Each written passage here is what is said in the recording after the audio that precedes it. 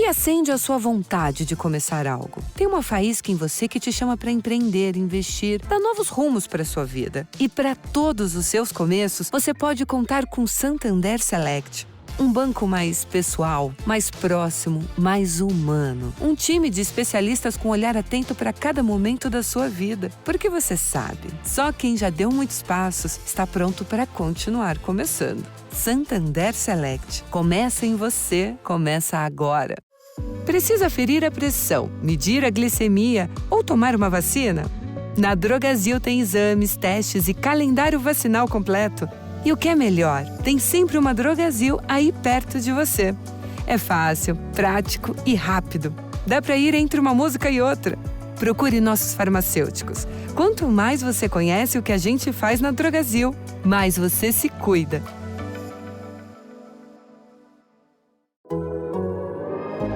The Athletic.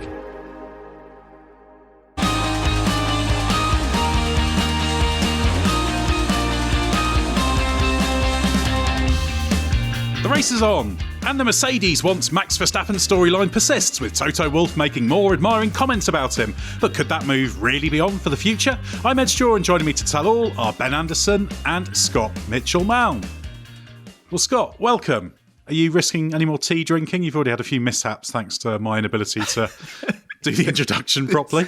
We've had a sequence of false starts. Two red flags. Exactly, yeah. We've had to full race restart, full standing restart. No, all good. I do have a little bit of a frog in my throat, which is why I was trying to drink the tea before both attempted starts to this podcast, and then at the third attempt I just decided no beverage consumption, let's let Ed get on with it. I don't need to spew tea all over my computer screen early in the podcast. Save that until later. Exactly. If we hear you shouting in a few minutes, we'll know exactly what's happening. And Ben Anderson, no tea in shot that I can see around you. No, just empty water bottle. A carefully sealed bottle. That's a much more sensible approach. Yes, indeed. Yeah, I've got so much kit on this desk. I cannot afford to have any kind of massive liquid shunt. It would be catastrophic. Good name for a band. You see, that's fascinating because I don't know what's on the desk in front of you because I've never seen it. So I've got all sorts of ideas about what might be there.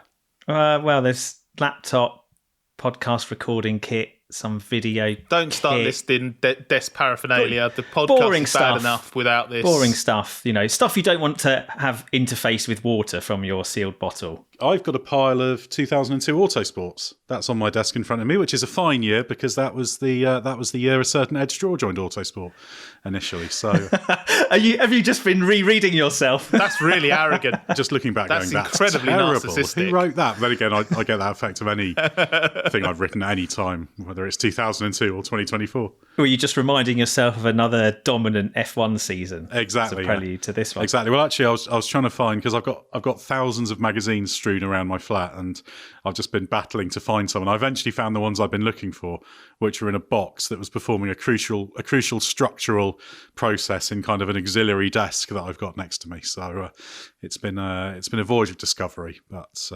anyway, that's why there's even more stuff strewn around. But anyway, this isn't very interesting podcast topics. The What's on My Desk podcast will be launching next week. But we'll get on with F1 talk now. So Ben, yes. Things did calm down around Red Bull in Australia in terms of all the controversies, but there's still a few doubts floating around about Max Verstappen's future. Mercedes team principal Toto Wolff said of Verstappen in an interview with Fox Sports Australia that it's a relationship that needs to happen at a certain stage, but we don't know when. Why is he saying that kind of thing, do you think? Well, I think Toto has personally a bit of a fixation on Max Verstappen, a driver he missed out on, famously really wanted to sign him in 2014, put him in GP2, fully funded, and then into F1 the following season, which would have probably meant Nico Rosberg's F1 career ended when it did anyway, according to the timeline, or maybe a bit sooner. So he always wanted Max, lost out to Helmut Marko because of obviously Red Bull's second team, and I think has always fancied the idea of having Max in the team at some stage. The Verstappens obviously used to leverage that interest to help them in their negotiations with Red Bull through the years. Then it's all gone a bit quiet. And now, because Mercedes have a seat available, it kind of is logical that Toto would say, well, the best driver out there is Max Verstappen. I think that's fair. And if he was available, we'd want to sign him. Of course, the big if is he going to be available? If Red Bull implodes, then maybe. But that still raises the question of whether he'd want to go to Mercedes. And that's where Toto's words make a bit more sense, because, he has also couched this talk in terms of our car's not good enough. We need to sort it out. If you're Max Verstappen and for some reason you do give up the Red Bull seat, are you going to go to Mercedes? I mean, at the moment, it wouldn't seem like a sensible move. Maybe in the future, if the 2026 engine rules are a good opportunity for Mercedes to come back to the fore and Red Bull to stumble, you might plan ahead, but it's very unpredictable at this stage, and it would be a big risk to give up the best seat in Formula One for an unknown. The interesting thing is that obviously a lot of the time Wolff's being asked about Verstappen, so any team boss will say, well, obviously he's a great driver, you'd be interested if he was available, etc., etc. That's the standard response. But it does seem, Scott, there's a little bit more pointedness to what Wolff's doing, isn't there? There's obviously a bit of a motive behind that. Yeah, and if you looked at it cynically, you could say that he's just taken advantage of the maelstrom that Red Bull permanently finds itself in, and because it was sort of, as you said earlier, they were getting through a quiet weekend in Melbourne without the team imploding on itself. So I don't know what you mean, Scott. Toto loves Christian Horner, doesn't he? It could have been just a little bit of opportunistic twisting the knife, just to make sure that pain is still being felt week in, week out, and taking advantage of that to destabilise them off track, because there's nothing Mercedes can do to hurt Red Bull on track at the moment. But that is, I willingly admit, that is the more cynical way of looking at it. It might be a small fraction of the motivation. I do get the impression it's sincere, because I think Wolff does covet Verstappen in an extreme way, and as Ben was outlining, it goes back a long period of time now. Layer onto that the fact that Max is performing at such a high level and is such a great driver, and the fact that Mercedes has an actual vacancy. So he's not just making something up out of nowhere. In terms of the circumstances and conditions are there to pursue Verstappen. The bit that doesn't quite make sense to me, and this is just purely because I'm not in Toto Wolff's head, so I don't know the full rationale. Thanks for clarifying that. Yeah, I just wanted to let you know, just in case there was extra insight that you were hoping for that I can't bring. I don't really understand why it's so extreme in the public domain, because I've been racking my brains since you sent the outline for this podcast, Ed, thinking of when or if I can remember another team boss publicly courting a driver like this. Well, it does feel like it goes beyond just the normal, you get asked a question, you say something polite, and I suspect it's a combination of that desire for it to happen and wanting to twist the knife, because those things are kind of connected, aren't they? You want to try and keep it in the public eye, because the more questions there are, the more chance there is for someone to say something devastatingly fractious and stir it all up again. Sure. So when a driver's coming to the end of a contract, maybe this wouldn't be particularly unusual. I think it would still be on the intense end, but it wouldn't be utterly abnormal. But this is a driver who's under contract for the next 4 years. So, I mean, am I drawing a colossal blank? Can you two think of any other example of a team boss pursuing a driver like this publicly? Not off the top of my head, but I suppose from Toto's point of view, this is his maybe last chance to make it happen. This thing that he really wanted to happen has obviously lived rent-free in his head for 10 years.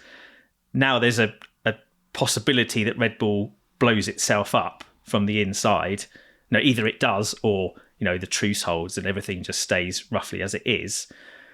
If Max stays and sees out his contract, well, you're well into 2026 and beyond then. So it's a long way into the future that Toto then might have a chance of getting Verstappen, by which point he might not even be there anymore. Who knows what's going to happen that far into the future. So he's probably thinking, well, if I can just keep, as Ed put it, sticking the knife in, twisting it, trying to remind Max that there are other places that he can live out the rest of his F1 days if he should so choose. This is it, isn't it? He's not got any power in the situation, but by kind of openly saying, Max, this seat, as he used to say privately, is kind of open for you if you ever decide to leave the Red Bull family. that gives Max an obvious out, if he just decides, look, I'm not happy where I am. Are we? I know we can't be 100% sure, but are we not suspicious in any way that there might be, verbally or otherwise, some kind of initial agreement that gives Wolff some kind of confidence that if Verstappen chooses to leave, he will go to Mercedes? And I say that for two reasons. Because if it doesn't work, and Max either leaves Red Bull and doesn't choose Mercedes, which would be the worst case scenario for Wolff, or he just chooses not to leave Red Bull, it backfires in two ways. One is that it looks really bad on Mercedes and Wolff to have courted him this much and been snubbed that way. And two, and actually Verstappen would need to choose to leave Red Bull for this and choose Mercedes, but it leaves Wolff and Mercedes in a very bad bargaining position with Verstappen come contract negotiation time, because they're making it really clear how desperately they want him. So is it possible that there's something that protects Mercedes and Wolff from either eventuality in the form of an assurance, unofficially or otherwise, that actually Max would join the team if he left Red Bull? I'm not sure he needs it on paper as such, because it's always been a kind of open secret, if you like, in the past, that he would have made space. The Verstappens used to say that, that's what Toto had told them, that, if he got fed up with the Renault engines blowing up, etc., in the past, they would just open the door for him. They would find a way to make it work. And given how straight the Verstappens are, obviously Wolff, being an Austrian, quite straightforward guy as well, I think they would take him at his word. So I don't think it's quite the same as the kind of Vettel-Ferrari pre-agreement thing. It's more just kind of between the parties that are relevant. They know that that's an open door. And also, it's almost not necessary, because if you take Red Bull out because Max goes, right, I'm not staying there for whatever reason, Ferrari's locked in with Leclerc and Hamilton for the foreseeable. Mercedes is the next best bet. McLaren have signed its drivers up as well. Max isn't going to leave Red Bull to go to Aston Martin or any of the teams below that. So it's kind of a comfortable position for Wolff to be in, because he's not saying anything that he hasn't said in the past, really, certainly privately, to the Verstappens.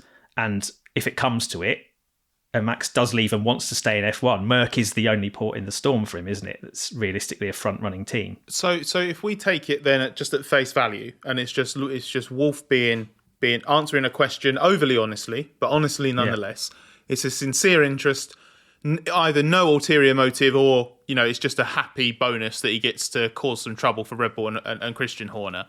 Yeah.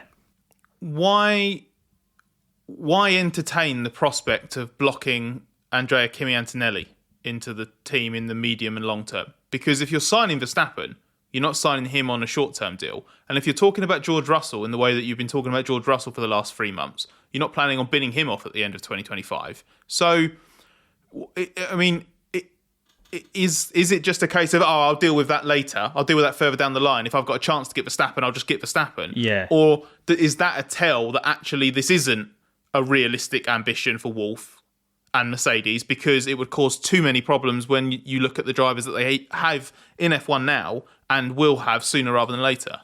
Ideally, I think Mercedes would like to put Antonelli elsewhere, park him at Williams for a year or two to train him up. So that possibility, or rather that trajectory, was disrupted by the fact Hamilton is leaving at the end of the year, and it's led to the consideration maybe putting Antonelli in. But they could revert to that should they choose to. But I just think Verstappen is so good. As Wolff said after the race in Jeddah, he said any team boss would do handstands to get Verstappen. It'd probably be handstands and a few tens of millions of dollars, but anyone would go for it. But I also don't think this is especially realistic. I'm still not particularly seriously entertaining the fact that Verstappen won't be at Red Bull next year. It'd be extraordinary if he was to walk away. There's a sliver of a chance, but it feels vanishingly small. And we should say that Wolff was talking about that relationship's one that needs to happen in the future sometime. So it's an interesting little dance that's going on between them, isn't it? And it all comes down to, ultimately, Mercedes need to make sure they've got an appealing enough team, because you can talk all you want about, maybe they'll do really well with the new engine package in 26. Well, they might. But that doesn't help if you put it in a car that's still not working, does it? So there's a lot. It's unlikely they're going to have the same kind of engine advantage they had the last time the engine rules changed. Yeah, exactly. To such a big degree. The reason they had the advantage the previous time is they got on with working on that concept of engine long before anyone else, because it was all being discussed. Everyone knew what was coming, and everyone else just sort of sat there not doing it. Whereas Mercedes did what every team has now learned they need to do, every manufacturer, and really start working on the concept as early as you possibly can. The prospect of luring Verstappen to Mercedes is predicated entirely on a bunch of hypotheticals, isn't it? It's the team you're at now either is imploding, or it will implode soon. The team you're at now will have very possibly an inferior engine product in 2026, because as much as Red Bull have recruited heavily and are doing a really, it's a brilliant undertaking, and it's a gamble, isn't it? And I say this objectively from an F1 point of view. I really hope it pays off, because it's the kind of bold gamble, to use Ben's word, that deserves to pay off, because it's just a brilliant thing for them to have done, to have that commitment and the bravery and ambition to go for it. It's amazing, but it is a gamble. So it's a hypothetical there, and it's a hypothetical of we will sort our car issues out sooner rather than later. It's a hypothetical maybe the car rules for 26 will be a bit kinder to us, and it's a hypothetical where we got this engine formula absolutely nailed on last time. We're making really good progress now, so we think we'll be the front runner in 26, and I don't think that's a compelling enough argument to make to someone of Verstappen's caliber, who is enjoying the success he is at the moment, especially when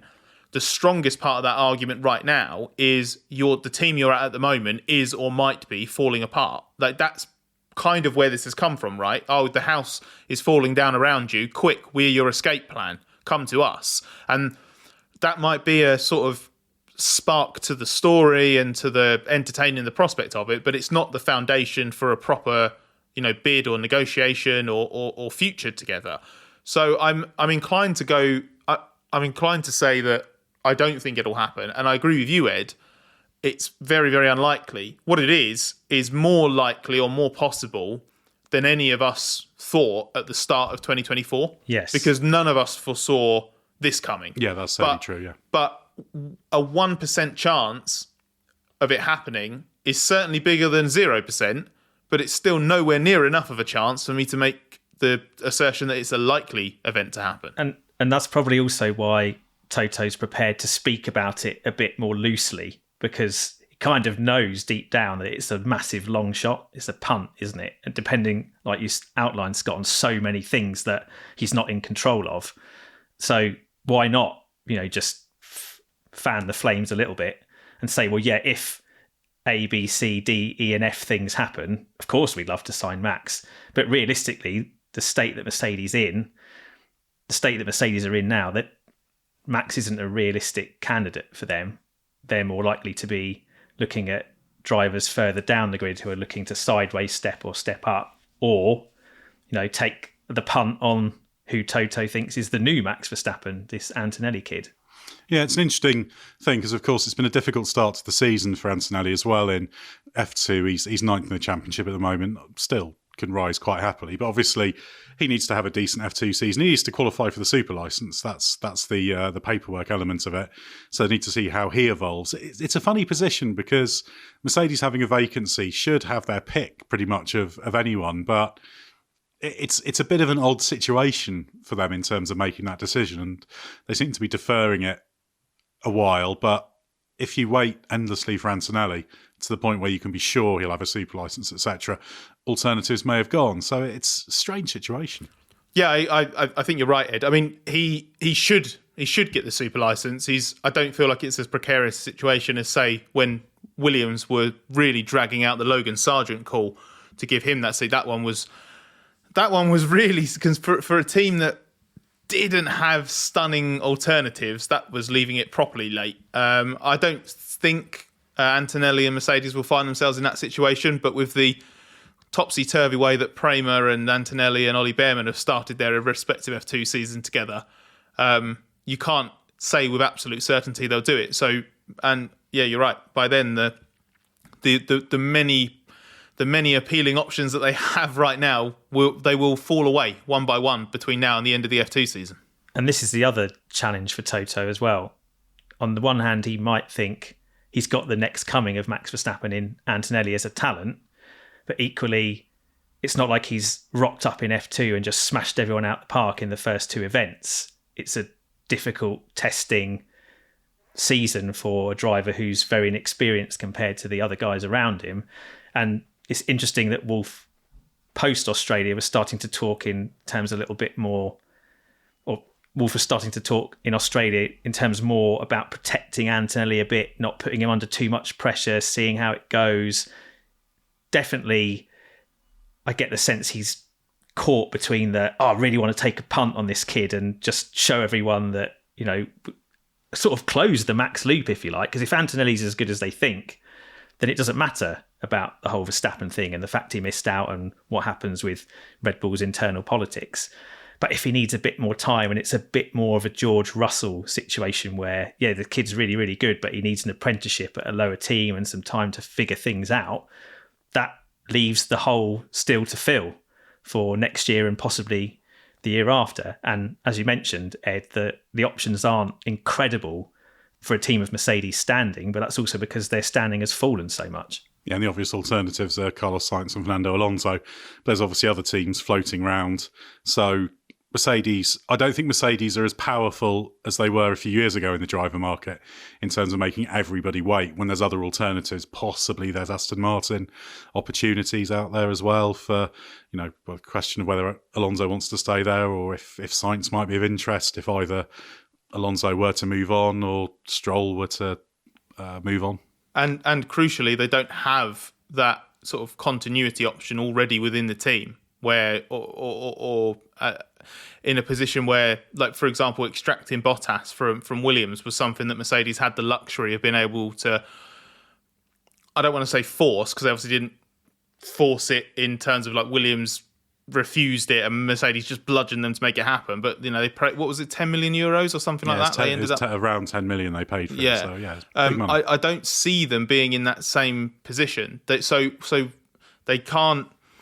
I think they'll struggle to fashion an option out of nowhere like they did when Rosberg suddenly retired at the end of 2016. And then if you make the Russell comparison, Ben mentioned that he was someone that Mercedes ultimately decided they actually let's blood him somewhere else, and then we'll bring him in after a period of time. That was because they had Bottas in the other car. So they had Hamilton and Bottas. They didn't need to force him in. If Mercedes had been in a position in 2019 where Bottas wasn't around or Lewis disappeared or something like that, I think Russell would have at least been a contender for it. But I think it also reflects where Mercedes is now as an organisation, where it doesn't have absolutely everything aligned. It's not quite in control of everything in the way it was a few years ago. And therefore, that left field Antonelli option becomes a bit more appealing because that's the thing it can control. That's the thing that's the person and the driver who is super exciting. And actually, why not roll the dice? They didn't need to roll the dice on Russell. They don't necessarily need to roll it on Antonelli, but there's a bit more of an argument to do it now. Yeah, definitely. And also, what their power in the driver market was lowering or lessening because they're just not as successful anymore. So even if all drivers were out of contract for next year, they wouldn't necessarily be the first or second team that you would be pushing to get into like they were back in the Rosberg-Bottas period. Also, they've had extra power taken out of their hands by Lewis. The fact that he's decided to do a bunk a year early has thrown their kind of orchestration of Antonelli or whatever transition out of the window. So they're having to scrabble a bit because they've got a seat free fundamentally that they didn't expect to have free. But they were willing to only do that 1+1 with Hamilton. And the reason they were willing to do that was because they had this slightly left field idea in the back of their minds, which is maybe we could just chuck Antonelli in anyway. And we don't want to stop ourselves from having that option. So that a bit of complacency, I think, actually played a part. Yeah. Certainly. But I think it's fair to say, because I think Wolff's messaging, I would describe Wolff's messaging around Antonelli, for example, and their driver options as sort of consistently inconsistent, because right from the very start, he has wanted to say the right things and wanted to, avoid, rushing anything, putting pressure on Antonelli. That, for example, that Australia messaging you talked about was actually evident in the first media session Wolff did after they lost Hamilton. But what he's done is, I think there's off the record, there have been clear indications that actually Antonelli was the first choice, or is the first choice if it all comes together. He's also then let slip that a couple of times in interviews, because I do think Wolff is just, if nothing else, Wolff is often very sincere. And as we said earlier, probably overly honest sometimes in what he says in certain interviews. Maybe he lowers his guard a little bit more than others do. So you've just had and this... he's enthusiastic about the kid as well, isn't he? And, that's the other thing, exactly. genuinely. So I think there is... I honestly think one of the consequences of this is that over the last sort of 6 to 8 weeks, Toto's ended up kind of covering all bases, and you don't know 100% what his, not in a dishonest way, you don't know 100% what his actual position is and what he's saying because he needs to be careful. My personal opinion is he would really love to put Antonelli in the car, and every now and again he has to just catch himself and be like, no, I need to say we can't put pressure on him and things like that. But equally, Antonelli knows what's at stake. I don't think it makes much difference. Okay, if there was an outright, we're going to put you in if you do exactly this, then that puts a little bit of specific pressure to try to do things. But Antonelli will know what's there. So I don't think it makes much difference. No, but I think it's more about stopping everybody like asking questions and writing stuff about him and piling all of that stuff on externally from now to the end of the season. At least where they're at now, Antonelli's he's more than just a footnote, but he's a very minor character in the wider Mercedes narrative, isn't he? Like, he comes up every now and again. Whereas if they out and out said this seat is his for the taking if he nails F2, I bet we'd have us writing about it, podcasting about it, videos, the TV broadcast would be going on about it. Imagine Sky Italia, the prospect of the Italian teenage sensation getting a plum seat as an F1 rookie. So I can understand that. I do agree with you, Ed. I don't think in real terms it would change a vast amount, but I can see it influencing the narrative around it to the point where it would just be an unwelcome amount of noise. And in that context, the noise about Verstappen and saying, well, this is basically his seat if he wants it and were to be available, helps take that pressure away, doesn't it? It deflects from Antonelli's our plan A, this kid, he's so good, and all of that pile-on you talked about, Scott. If Toto's talking about a different driver as the number one candidate, whether it's realistic or not, that means by definition Antonelli can't be the number one candidate, and therefore he can just get on with the crucial first half of the season that he needs to do before Mercedes kind of needs to hurry up and make its judgment on him. Or are they in advanced talks with Fernando Alonso, and this is all just smoke and mirrors to disguise the fact that actually Toto's been having breakfast with Alonso and Flavio Briatore and plotting that move? I think whatever happened, it's going to take a while, I think, for this to shake out. That's the interesting thing. I don't think it's something that's going to be suddenly confirmed in the next week or so. There seems to be... Wolff said summer break, didn't he? Yeah, which seems too late for me. Yeah, but also I was about to say also it might be too early if they want to hang on for Antonelli. Well, it depends, doesn't it? Depends how sure they are. If Sainz is a fullback, is Sainz going to still be? Is Sainz going to wait till summer if he's a fullback option? No, he doesn't want to. They don't want to, because that doesn't work. That I know that's sort of Red Bull's rough timeline to work out what they want to do, and that's too long for the Sainz camp. So no, it's an interesting, very interesting scenario. I think back to that podcast we did in January, I think, about predicting the driver market, and we said, well, this is all predicated on something ridiculous not happening. You asked me the Hamilton to Ferrari deal happened. And then I said, and I said that Lewis Hamilton's going to go to Ferrari, if I remember correctly. You asked me, Lewis Hamilton, we can just lock in, can't we? And all we were saying was, he might just walk away if it's a real, rubbish car, and actually he just blew up our whole driver market predictions on his own. Well, in fairness, Mercedes did say that he was signed up for 2 more years, and they didn't note the fact it wasn't quite that firm. But anyway, half truth. It's great because the driver market's always a good storyline to have burbling away, and I think we're going to be talking about that plenty more in the rest of the year.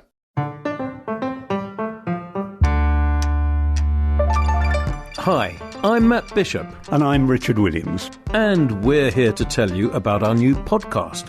And colossally, that's history. If you love delving into history and also have an interest in motor racing, then this is the podcast for you. we'll be talking about everything from how Nazi Germany weaponized motorsport to how Ayrton Senna's death changed Formula One forever. We'll dive into epic sagas like Spygate, reminisce about earth-shattering moments like Lewis Hamilton's F1 debut, and explore the lives of the huge characters that have made the sport what it is today. In short, we're here to reappraise motor racing history, and we'd love to have you along for the ride. To make sure you never miss an episode, search for And Colossally That's History in your podcast app of choice, and like, follow, or subscribe. Right, Scott, let's talk about the Mercedes troubles, because that's been a big talking point. Technical Director James Allison has revealed a little more about their troubles. So how convinced are you by the explanation and where they're going? I'm not... Oh, that's difficult, because I don't really think it's a full explanation. So I'm convinced that they have an abnormal correlation issue, because I think Allison was at pains to point out that every team up and down the grid on some level will have a correlation issue, because there are just, when you model things in simulation, you just cannot get everything right.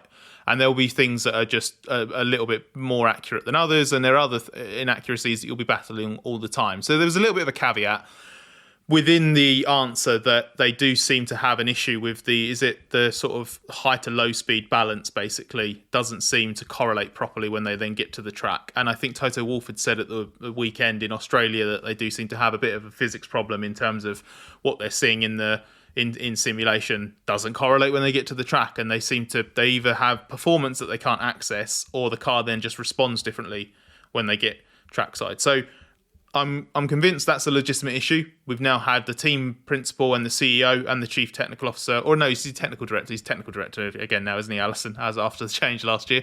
I had the Wolff's claim that Allison was his technical twin in mind when they originally named Allison as CTO and Wolff was CEO. So you have both those two senior figures saying that there's this correlation issue, so I think that's legit. Allison drew a trend from the first few events as well, which seemed to suggest that as the temperatures change, that's ambient, but obviously track as well, because that impacts the way the car responds, because it impacts the way that the tyre interacts with the track surface, what grip there is, the balance impact that it has, blah, blah, blah. That basically goes away from them as the weekend goes on. I take issue with that, because if you look at the temperatures in Melbourne, for example, FP3, they were within a tenth of the pace, I think. And the ambient temperature between FP3 and qualifying was pretty much the same range, like 1 degree C difference, I think. But track temperatures dropped, for qualifying. didn't they? Track temperatures went up slightly, yes, 6, sort of in a range of 4 to 6 degrees. That's quite a big increase. In track temp, that's quite a big increase. Which can make a difference. But of course in Bahrain, you had the reverse phenomenon. So in FP3, the track temperature was 30, 34 C range, whereas in qualifying it dropped, as you'd expect, because they go into the evening, and it was more like 21, 22 degrees. But the gap between the best Mercedes, Russell, to the pace was only half a tenth better in Q3 than it was in FP3. So they weren't relatively getting quicker in qualifying compared to practice, even though the track temperature was quite different.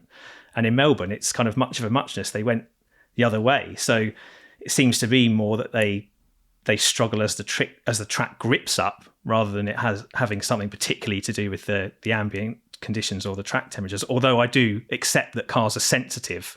F1 cars are sensitive to ambient temperatures. And in this rule set, there was quite a clear shift between who was better out of Mercedes and Red Bull, depending on how hot the conditions were. And I think Mercedes tended to do better when it was cool, and Red Bull when it was warm. So maybe Allison is kind of saying they've got a continuation of an old thing there. But I don't really see that it's an obvious pattern, as he claimed in that answer. There's certainly potentially something there it's worth looking at, but I think one thing that's important to note with correlation, everything you said, Scott, was correct in terms of, obviously, all models are simplifications of the real world. And correlation's two things, though, because when we talk about correlation problems, we tend to think about your simulation device, whatever it happens to be, whatever mechanism it is, whatever it is, spits out numbers that are in some way not correct.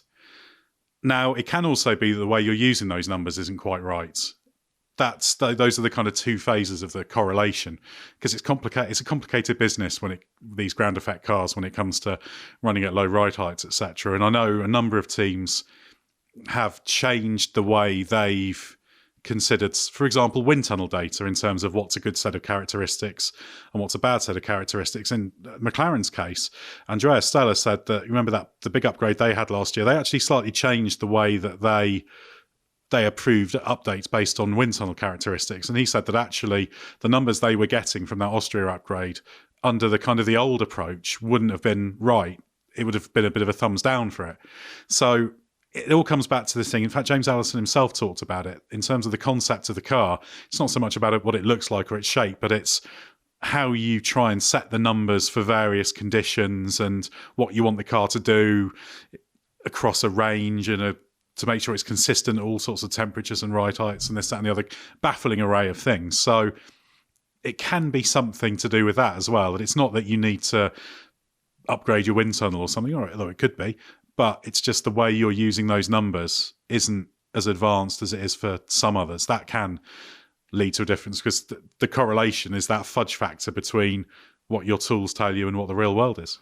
Also, an element of correlation will come from or miscorrelation will come from your actual understanding of what that means in real terms when you run that car on the track, and how the aerodynamics and mechanical parts of the car interact with each other in the real world when you have the other real world variables. That's, ambient temperature, track surface, the reality of the car when it's in your it's all of the things it's bafflingly complicated, the real world. Exactly. It's and don't get me wrong, like simulations, what teams are modeling is absurdly complex as well, and they run thousands and thousands of laps and experiments in tandem, because that is the programming that they have created, and that is the world that they develop and test their cars in. But if you have, and I'm not, it's really important when we talk about this that we're not trying to make out like Mercedes are missing something obvious or they're a bunch of idiots or anything like that. As Wolff said, I think it was over the Melbourne weekend, wasn't it? They've not become idiots overnight. But one of the things that I find really interesting when you hear Red Bull people talk is that it's not about chasing, peak numbers, peak downforce numbers or load from the underfloor or anything like that.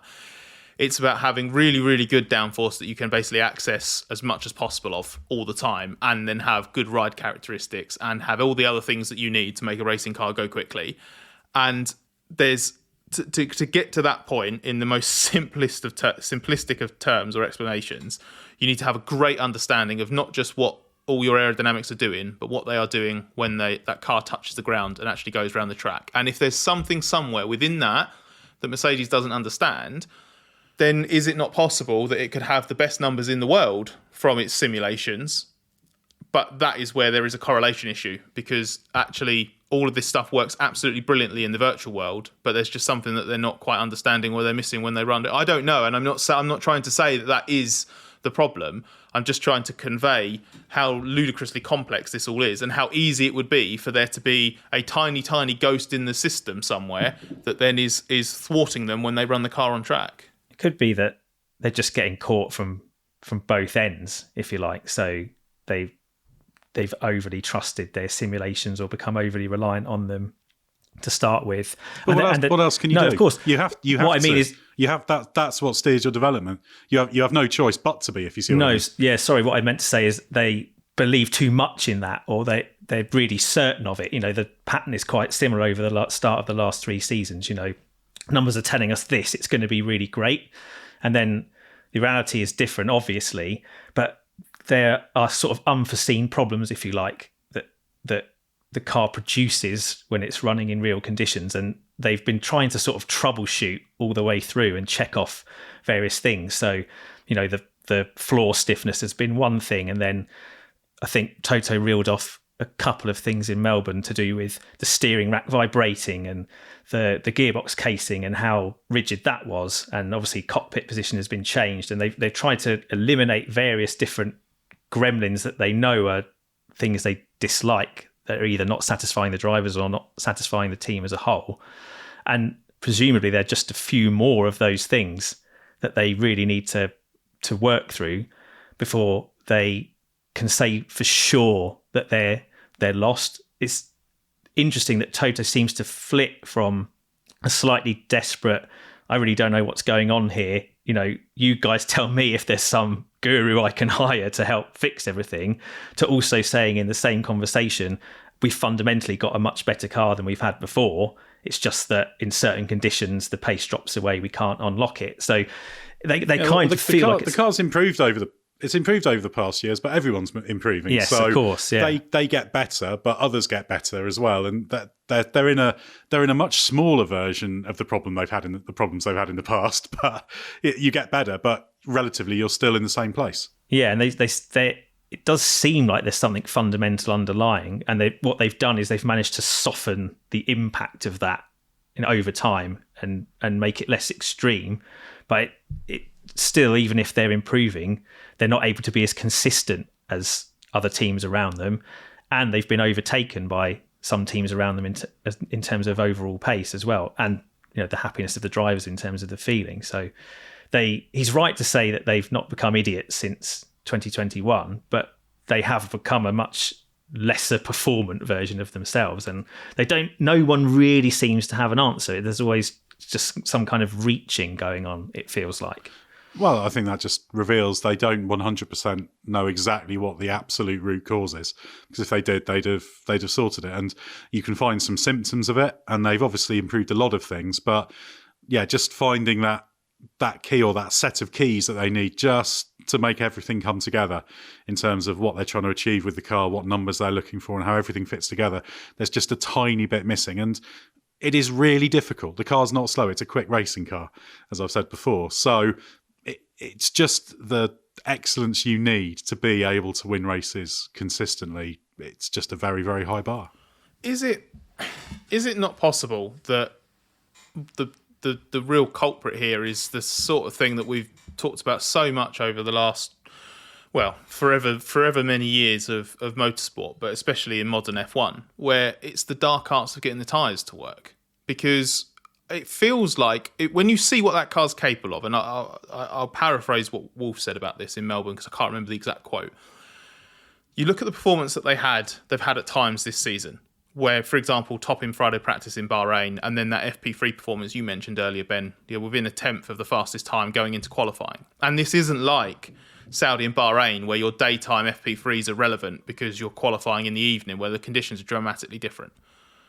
As Wolff put it, it's not a bad car that can do that. You don't. There's every now and again, Nico Hülkenberg will put the Haas 5 tenths off in 6th because he's done an absolute worldie of a lap. But that's because that's where that car's ceiling is, right? He's got the absolute maximum of that car in that moment. So let's assume that that's what Mercedes did in FP3 in Melbourne. They're within a tenth of the fastest lap in those conditions in that session. Even if you consider that the others might not have maximised it and extrapolate that by a tenth or two, you're a tenth or two off. That's it.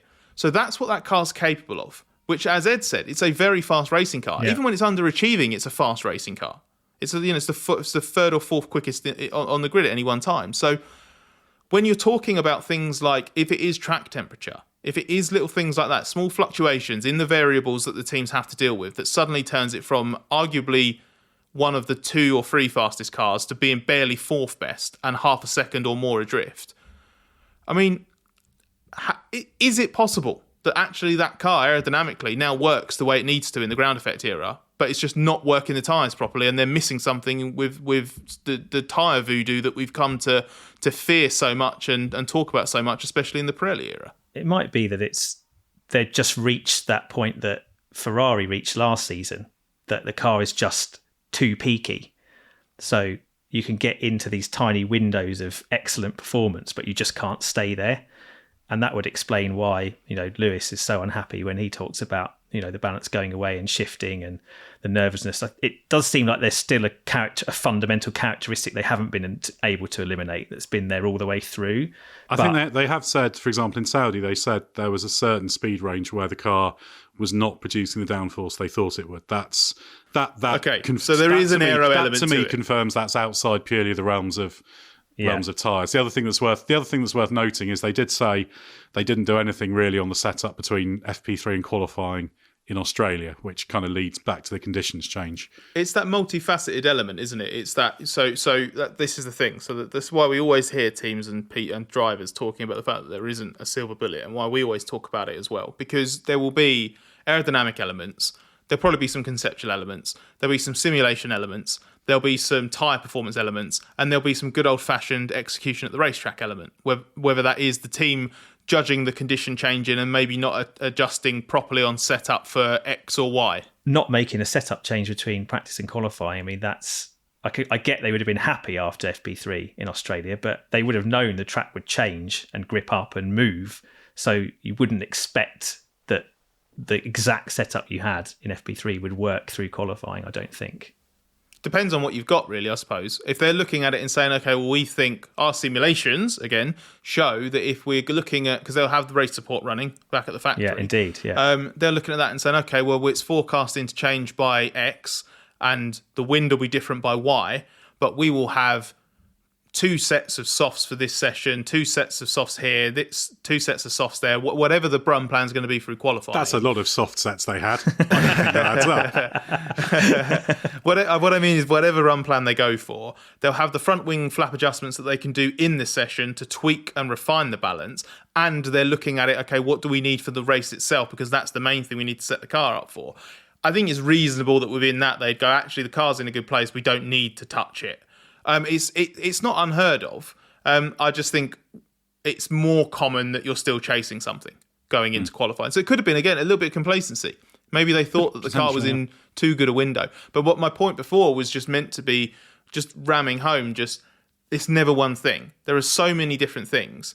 And when every single factor is accounted for, that car is either quickest or within a tenth, or it's nowhere relative to its actual ambition. So it's P8 or 7-8 tenths off the pace, or whatever it could be on a given session. And it's a very vast working range of performance to be dealing with. I think when you look at Mercedes, generally they've got a reasonable grasp of the tyres as well. There is a real art to the tyres. Australia was tricky, but I don't think that's their number one problem by any stretch of the imagination. But it gets harder to optimize the way the tyres work if you've got a car that's being a bit capricious as well. So again, it's a circle of things, isn't it? So yeah, they'll be scratching their heads right now going over data at Brackley, trying to really understand, right, we can find all these problems, but actually what are the underlying causes? And also the trend, I think I'm right in saying, under this rule set, is that they've been generally a bit gentler on the tyres. So in race stints, certainly in 22, it looked like they weren't so great at warming up the tyres, but they could look after them and hold on to them pretty well. That's a general trend. And that's generally what you'll gun for with these cars, because if you've got race pace, you can use it, particularly with DRS existing. So and that makes it, harder when we're talking about the pure pace of the car and these FP3 to qualifying comparisons. That's not going to be a car, a little bit like the Red Bull can be sometimes, actually, not one that's particularly easy to get the tyres working exactly right for that one lap. But you would expect that to pay you back in the races, and it hasn't really paid them back so far. But I think that's not only because of performance. They've had a quite disappointing start in terms of, the temperatures that they miscalculated in Bahrain and not running the cars in their optimum condition for that whole race. Jeddah, Ed covered it. They had a specific ride height range they got into where the car doesn't work. That's the thing that points at the long-standing weakness under these rules that they haven't been able to work out. And then in Australia, obviously it was a mess, wasn't it? Hamilton's car broke down. Russell was having an okay race, and we know how that ended. But that's probably the one snapshot of proper race pace that they can actually analyse, and still they wouldn't be delighted with it. I think the bottom line is it still comes down primarily to the vagaries of this rule set. When you're at low ride heights, when you've got the ground and the floor of the car at play, that seems to be the area where there's still a tiny bit of trouble for them in terms of getting on top of it. And they'll be working hard to try and do it. And I suspect the devil will be in the detail of the floor. So at least it's aero parts they can at least aspire to change during the year, rather than saying, it's something we can't fix till next year. Right, Scott, it's been a good start for Haas. dropping down the grid a little bit, but ex-team principal Guenther Steiner isn't as surprised as his former colleague seems to be. You spoke to him recently, so what does he make of it all? Yeah, so I had the chance to hear from Steiner on a few different issues relating to F1. He's reviving an F1 career in a sort of alternative sense now, isn't he, with a few different roles. He was doing was it RTL punditry in Bahrain, and then in Australia you saw him doing the F1 interviews, the post-race interviews in Parc Ferme, and he's also now an ambassador for the Miami Grand Prix. So I was speaking to him in the capacity for that final role, but as ever with Guenther, he's more than happy to chew the fat on a few different topics, not just the one that he's actually being paid to speak to us about. And one of the questions was obviously about how Haas are getting on and how he sees it. And it's interesting because I think if you could see what he said in just black and white, so just either printed or on a web page or in a tweet or something like that, you'd probably look at it and think he's been really bitter. But if you know what Guenther's like, and especially if you can hear him speak, he's just like overwhelmingly honest, like to a fault. And so he's just saying how it is. And his point of view with Haas is that actually what they're doing right now is not really any different to what he thought was possible when he walked out the door for the last time in December.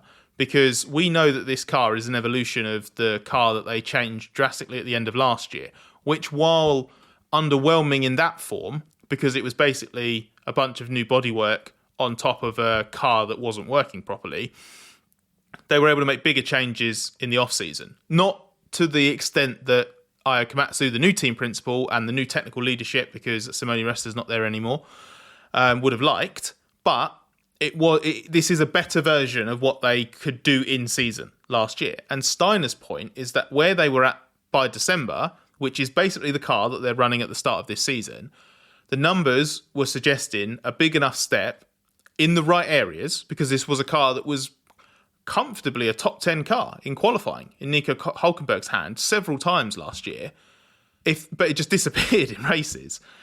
And the point was, if they were going to really make the improvements that they thought they were going to make, then why shouldn't they snipe for the odd points finish, which is where they are.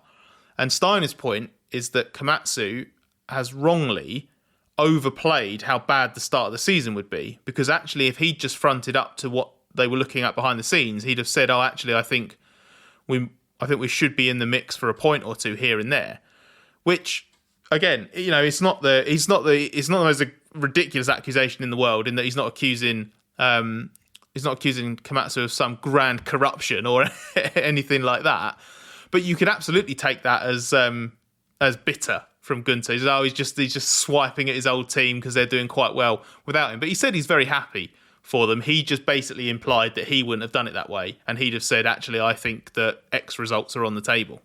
And Steiner's performance concern ultimately was long-term, wasn't it, in terms of the ability of that team to keep up. So, yeah, I don't think we should be I don't think we should take an uncharitable view of what Steiner says, especially as he built up that team. He was absolutely critical to its existence. So I don't think he's the kind of person that would be massively bitter about it.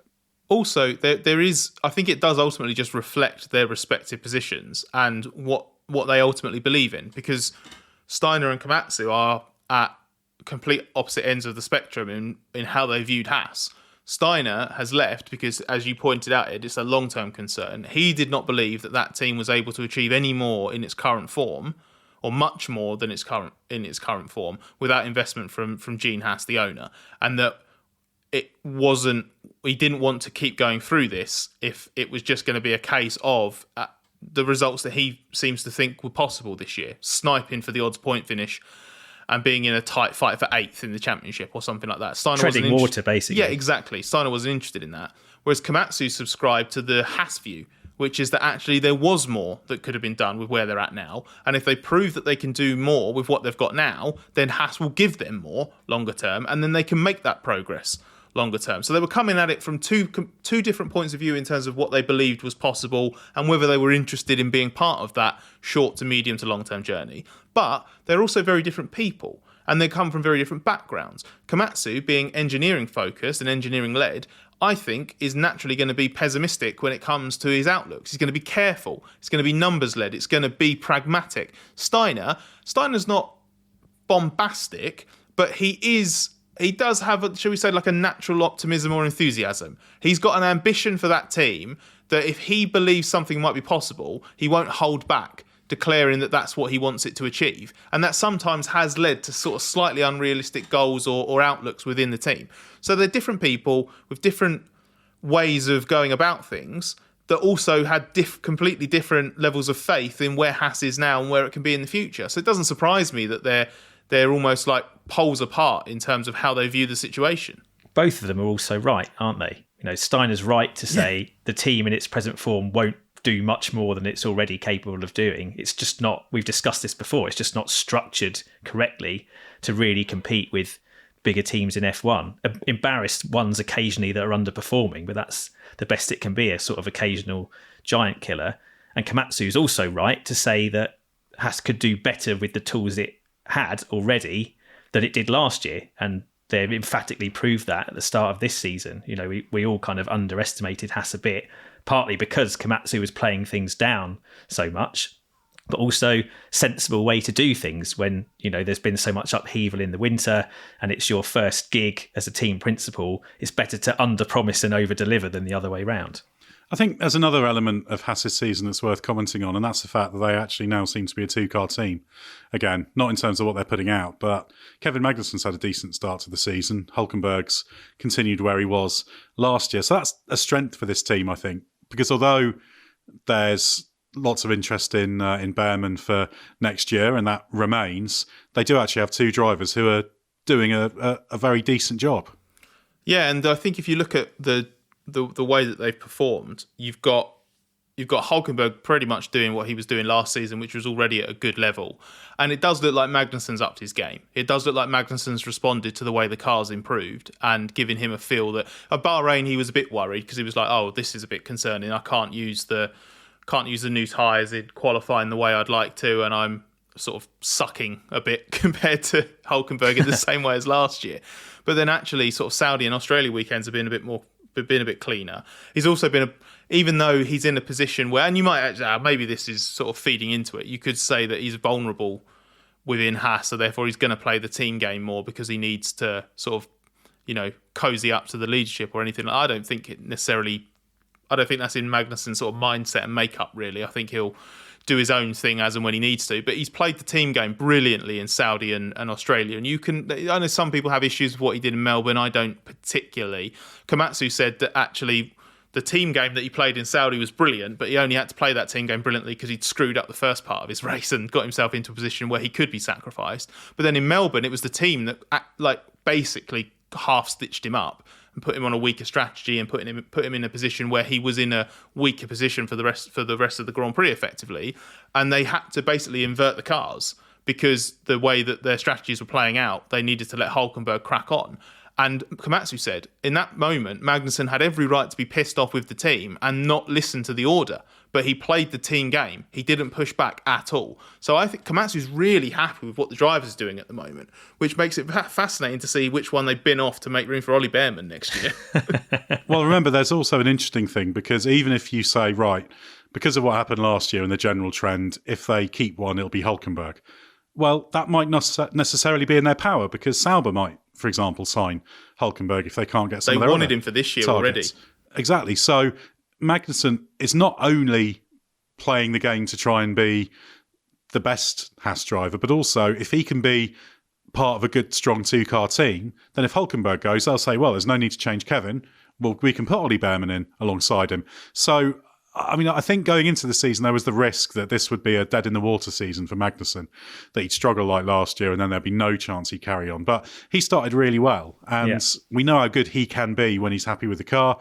And if he keeps doing that, he's massively upping his chance of staying on. And also, if he keeps doing that, and even if they can keep Hulkenberg, then it's an interesting question mark. Do they want to gamble on the rookie for next year? Yes, they do. They might think, do you know what, we're better off with the experienced drivers. Well, Gene Haas is the ultimate final say. I think if Komatsu has the choice, he'll have Behrman in. Yeah. But Gene Haas is not keen on rookies. We know that. So there'll be a process of convincing. Yeah, but Behrman's not a rookie now. He's done a race already and he was really good.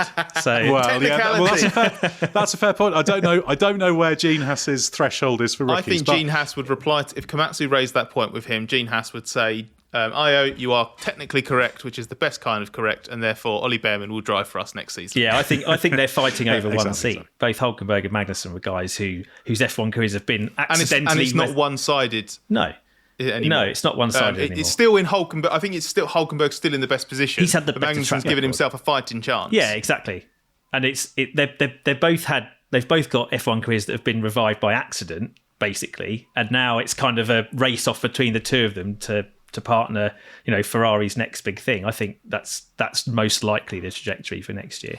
Yeah, well, ultimately, all you can do as a driver is deliver, and then that should hopefully give you another chance, whether it's in this team or elsewhere. It's hard to see Magnussen going elsewhere, but you never know. If you're performing well and you're an incumbent F1 driver, then you never know when a situation might arise when you could find yourself in an unexpected seat. So, yeah, it'd be interesting to track that battle between those two. Well, thanks very much to Scott and Ben for your insight. Head to therace.com. Don't forget the hyphen, plenty to read there. Join the Race Members Club if you're interested. Lots of benefits there. Click on the link in the description of this episode if you'd like to find out more. Also, you can join through Apple Podcasts. Have a listen to some of our other podcasts, including the Race F1 Tech Show with Gary Anderson. We talk about the Mercedes struggles in recent episodes and the Williams troubles as well in the latest one. And also have a look at our YouTube channel. Plenty of videos to watch there. Well, we're going to be heading off to Japan imminently, so stay with us for everything you need to know from the world of Formula One.